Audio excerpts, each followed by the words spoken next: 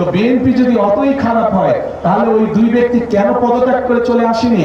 যেই স্বৈরাচার পালিয়ে গিয়েছে সেই স্বৈরাচারের মুখের ভাষা ব্যবহার করছে বিএনপির বিরুদ্ধে। আপনারা নিশ্চয়ই পত্র পত্রিকায় দেখেছেন এই মুহূর্তে একটি রাজনৈতিক দল যেই স্বৈরাচার পালিয়ে গিয়েছে সেই স্বৈরাচারের মুখের ভাষা ব্যবহার করছে বিএনপির বিরুদ্ধে।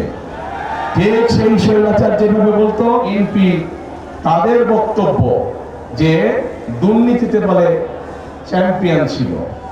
আমার প্রশ্ন 2001 থেকে 2006 সাল পর্যন্ত তাদেরও তো দুজন সদস্য বিএনপির সরকারে ছিল না? ছিল। তো বিএনপি যদি অতই খারাপ হয় তাহলে ওই দুই ব্যক্তি কেন পদত্যাগ করে চলে আসেনি? টানা তৃতীয়বার অর্জন করেছে দেশের সেরা সুপার ব্র্যান্ড স্বীকৃতি বসুন্ধরা টিস্যু। কেন পদত্যাগ করে চলে আসেনি?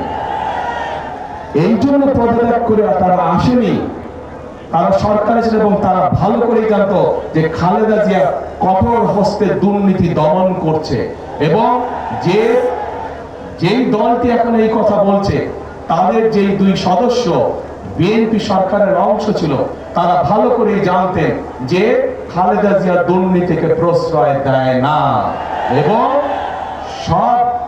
সব ধরনের আন্তর্জাতিক পরিসংখ্যান বলে খালেদা জিয়ার সময় যে স্বৈরাচার পালিয়ে গেছে তার সময় দেশ দুর্নীতিতে নিম্ন গতিতে ছিল, এবং খালেদা জিয়া যখন 2001 সালে দেশ পরিচালনার দায়িত্ব পায় তখন ধীরে ধীরে বাংলাদেশ দুর্নীতির করার রাশ থেকে বের হতে শুরু করলো।